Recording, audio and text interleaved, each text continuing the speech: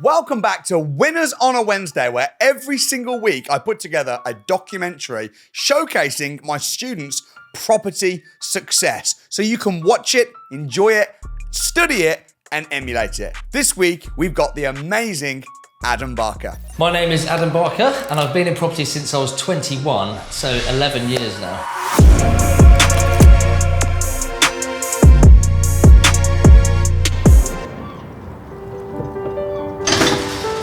Come on, walk with me. Yeah. Yeah, it's going to be so nice. So we're now off to the Isle of Wight. This is one of the perks of growing up on the south coast, is you get to get out on the water. There's a cliff in the middle, and then a crotch strap which goes underneath. Myself and a couple of the JV partners are off to look at a project which I bought 10 years ago now. It's called the Beach House, and I thought what better way than to get out on the water and do part of the portfolio tour on a boat. We're going to be nice and slow for the next 10 minutes getting out the river, and then we'll have some fun once we get out. The average Monday is a property entrepreneur. I wish. So I was at school locally on the south coast, and I failed almost all of my GCSEs and my A-levels. So I ended up actually attending a maritime school on the Isle of Wight, where we're going now. I flew to the south of France with 20 CVs in my hand, and I literally walked up and down the dock trying to get a job. And then I got a phone call out the blue from a boat that was owned by a Russian billionaire. They were doing a worldwide cruise itinerary, and I had been put forward by my training school for this job. I knew nothing about it, and I said, "Oh, I'm not sure where you got my number from, but I haven't applied for this job." And he said, "Well, I'm here on the phone now if you want an interview." So I had 20 minutes with this chief officer. A week later, they flew me out to Tenerife, and I spent 3 years on that boat working for a billionaire, kind of looking after his toys, basically. I'm super excited to show you the beach house. First ever project I bought when I was 21 years old. We've got 3 more posts to go, and then we'll head up to the West Wight and we'll head up past the castle. The Needles are the kind of separate landmarks off of the island. That's where the lighthouse is. It's the entry point of the western end of the Solent, basically.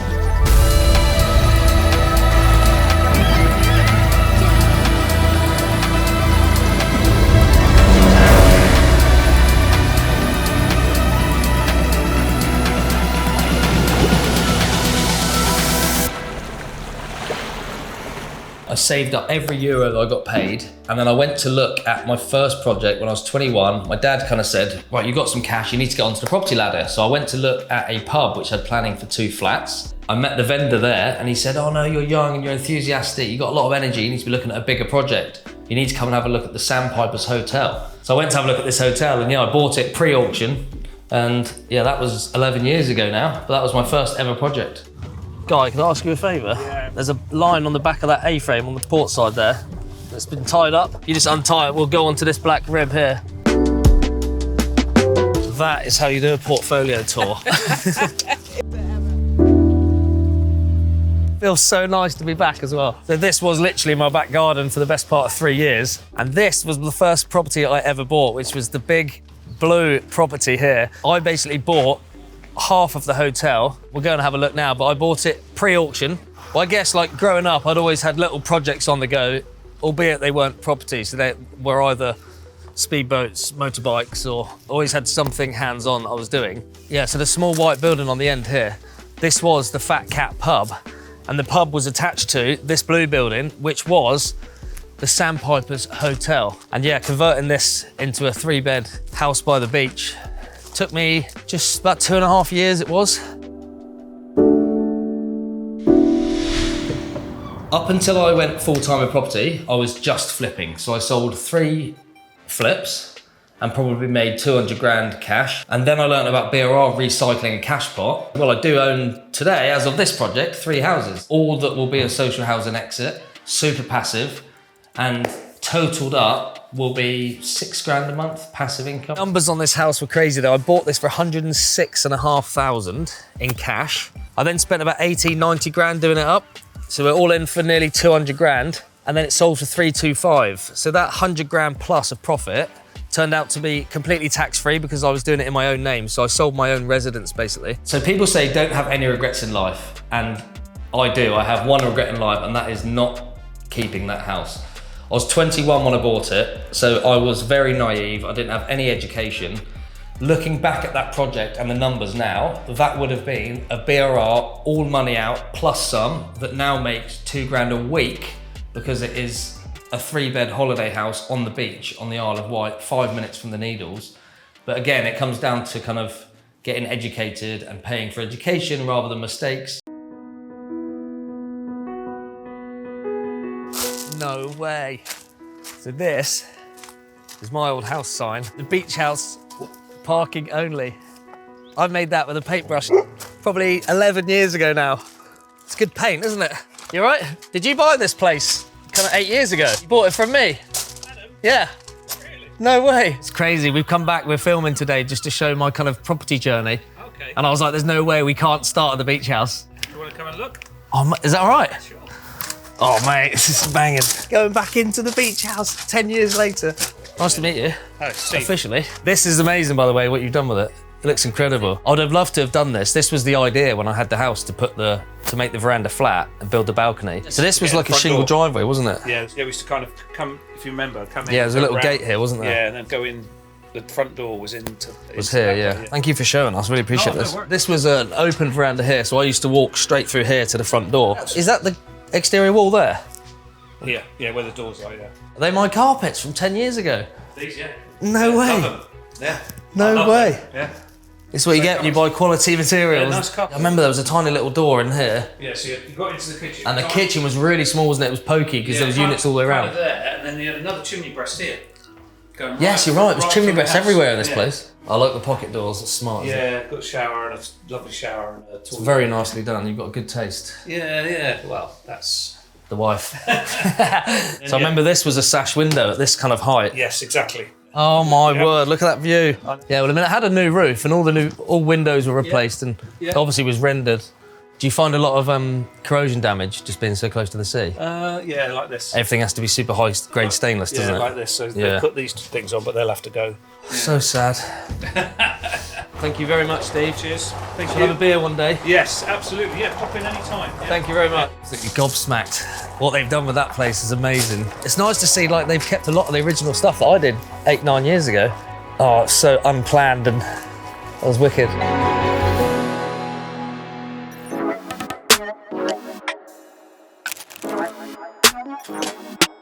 We're about to go and have a look at the flat that we've just finished about 6 weeks ago. This was actually bought to me by my JV partner, who is Ruben. Ruben said to me, I think I'm going to package this up and sell it. And I was like, why don't we just do it? Let's just buy this flat, we'll flip it, quick 30 grand, hopefully in 4 or 5 weeks. Just before we bought it, I said to Ruben, I was like, mate, we've got really good Instagram pages now that are getting some traction. Why can't we raise this money rather than using our own money? So I hit my Instagram and we raised 50 grand in about 2 days from a couple in Southampton. This has been a hands-off, passive flip. We basically gave my builder a 10 grand budget and said, can you do it for 10 grand, this whole project? And he said, yes, I'll do it within 30 days. I think we were slightly over the 30 days. I think it was about 35 in the end. If we'd have flipped this, we would have made 30 grand profit in about 5 weeks. But we didn't flip it, and I'm gonna explain why. I think the training on the academy is priceless. It's so in-depth and it's live with Samuel. But for me, it was the kind of network and how to raise your personal brand. I've spent a long time, well, the last year or so, trying to build my online presence. I've now got a very good Instagram following, but they're very active followers. And I'm kind of unlocking new connections and JV partnerships through the Instagram. And I learned all of that from Samuel. He is the king at personal branding. Let's do it. You can tell I haven't been here in about a week, can't you? So we bought this flat from Barclays Bank. The person who lived in here before stopped paying their mortgage. It got repossessed by the bank for £75,000. We then spent £10,000 on my builder ripping this out, and then we put it online for £130,000 and accepted an offer of 124. So we were super buzzing with that. That would have been about 32 grand profit in 5 weeks, which we were buzzing about, and then it fell through. So the sale fell through, and Ruben and I are very quick thinkers. We like action taking, so we were like, right, mate, what's our plan B? Because what we don't want to do is have this sat on Rightmove for another month, 2 months, and then a sale go through and possibly fall through. Thought quickly on our feet, and we got on to my broker and said, right, we're going to keep this now. How do we get a buy-to-let mortgage on this very, very quickly. And she has been working in the background on this, and it is now going to be an all money out deal, and we're going to keep this and rent it out to social housing like I'm doing with my other two in Southampton. Running the inner circle for me is, one, it's a way of giving back. So I absolutely love hosting it. I host it with 3 other leaders. Do have investors that have 10, 20, 30 houses, but we also have people that are 1 week into their property journey and they need a little boost, they need some guidance, but also it's a way that I've met a lot of JV partners and a lot of investors. And yeah, we went from a 75 grand purchase price to a offer accepted of 124 with just a 10 grand spend. So the numbers were crazy on this project. And it does go to show, to be fair, a lot of people say, oh, you can't buy on the South Coast because property's too expensive. It's not, you just need to know what to look at and where to look. Right, and then through here, we repurposed all the doors, again, new flooring. The bathroom came out completely, new plumbing, completely new suite. We managed to get rid of the mouldy walls. It's all been stain-proofed, new carpets. Well, a lot of the people that are renting on May Road are paying between £1,300 and £1,400 a month. And I'm getting £2,350 a month. So I'm almost £1,000 more than what I would be getting if it was on an AST.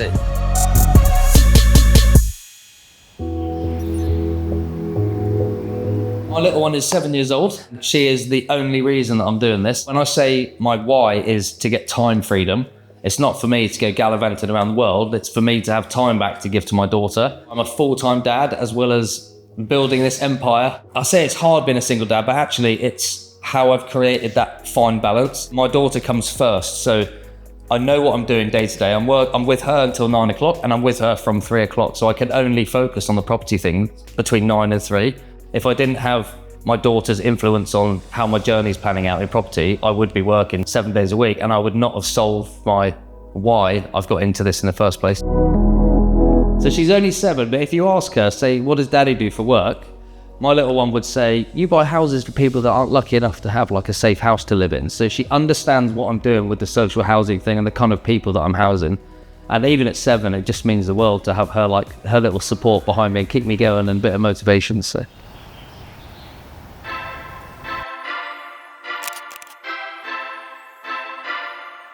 Now we are in May Road in Shirley in Southampton. We're about to see a 3-bed that I bought in July last year. This was the first property that I bought after getting the education on how BRRs, social housing, refinances, how all that works. So this is a 3-bed that I bought at auction. Now there is a Ukrainian lady and her 3 kids living in there on a 5-year fixed contract for social housing. It was a BRR to social housing, so I pulled my money out back from a refinance. I didn't manage all of it. I think I left about 15 grand tied up in this property, but because it cash flows so well and there's good monthly profit, the return on the investment on this house was 106%. Like I said, we can't go in because there's a family in there currently. It's this property you see behind me. The contracts are super strong, so they are no void periods. Long term, like I said, they're 5 years with no voids, and the social housing company, they cover all of the repairs and maintenance. Bought this place for 190,000, no stamp duty because it was in such a state when I bought it. I then spent £30,000 on a refurb, but I got the VAT back. The refurb cost me about £25,000. It was then revalued at £290,000, and I was able to pull my money back out minus about 15 grand. It rents out for £2,350 a month, and my mortgage is 800 quid. Long term, what I want to be doing is focusing my time on giving back even more than I am currently. So what I want to do is set up a charity. The name is TBC, so we'll go with the crayon cupboard for now. So basically, all the pictures that my daughter draws for me that get stuck behind a magnet on my fridge, I want to be able to take those pictures and I want to be able to embroider them onto clothing that we can give back to less fortunate children, whether they're in the UK, Africa, wherever it may be. But I want to fly out and I want to do this on the ground, boots on the ground with my little girl. I want to take her and we're going to sit down with loads of underprivileged, less fortunate kids. We're going to all have a massive drawing party and we're going to embroider their pictures onto their own hoodies, their clothing, and be able to put clothes on the backs of children that don't have it, basically. I think when my little one was born and we were in and out of intensive care quite a lot for about 2 weeks, so seeing how much support we get and how lucky we are to be brought up in a first world country where we've got the NHS, which is free, that we can just rely on day in, day out. And then the flip side of that, looking at kids that don't have access to school, they've got no shoes on their feet and no clothes on their back. And we have the opportunity and all of the means to be able to help those kids.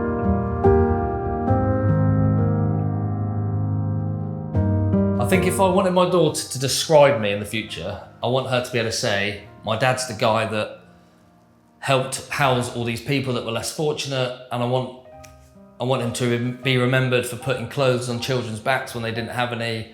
And I want her to take on that legacy of just giving back, giving back, giving back. At the moment, I'm very much building the portfolio to support me and my daughter. Once that's done, it is absolute go time on charity, giving back, helping others, and yeah, helping people up the mountain, basically. Welcome to the latest project, which is English Road in Shirley. And I haven't been here for a couple of days since the builder's been working away, so it'll be interesting to see what's been done. This is in the stage that I really like. This is like rip out, new layout, taking walls down, establishing where things are gonna go. You can see there's a bit of damage. We've started ripping gas fireplaces out. So that is staying as the lounge, that room we've just come out of. This wall is coming out with the RSJ that you can see on the floor. So this will be one big open kitchen diner. About 3 days ago, there was a bathroom in here, and there was a wall across here with two doors, one into a sink and a bath, and the other one into this toilet suite. So we've ripped that out, we're relocating the bathroom, and this will now be a complete wraparound kitchen in here, and the bathroom will be moved into this middle room. Now that sounds weird having the bathroom downstairs, but that is very, very common on these streets around Shirley. We've paid £200,000 for this place in cash. Then let's say the refurb's gonna be £30,000. So we'll refinance, put the mortgage on it after all the work's been done, and pull almost all of our money out. We're probably gonna leave between £20,000 and £25,000 tied up in this house. But again, if you could buy a house for £25,000 in Southampton that earns you nearly £2,500 a month, yes, no brainer, isn't it?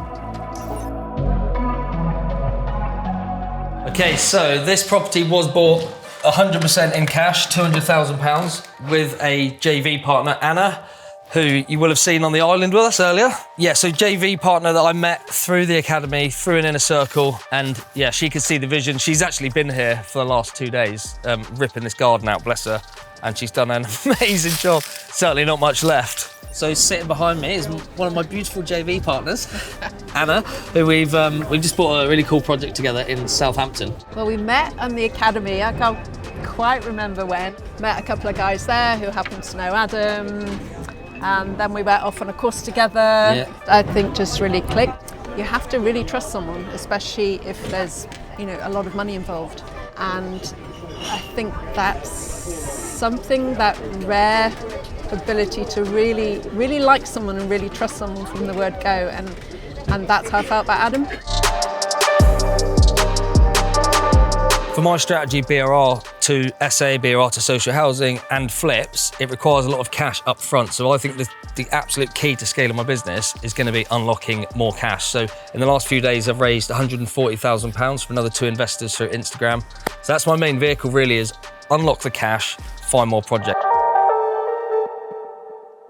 My message to Samuel Leeds is never ever stop doing what you're doing, because I know at times for Samuel it will probably feel like it's another week at work. It's not. He is literally changing people's lives week in, week out, and I can safely say that he has already changed mine, and we're only 15 months into the journey. So there's huge, huge things to come, and once he's changed my life, I'm going to give back, and I'm going to start changing other people's lives as well. So yeah, all credit to Samuel and the Academy. I want to say a massive thank you to Adam Barker personally, because he's not just been a fantastic member of the Academy and been a really big asset to the community, but also he's just been a really cool guy to get to know and to hang around with. It's fabulous to be able to help people like him to build wealth in property. And if you want to get started in property too, I got good news. I'm running a free online training session teaching everything I know about how to get started in property from scratch, and I'm teaching it for free. So click the link in the description and join me on the free virtual training. I'll see you there.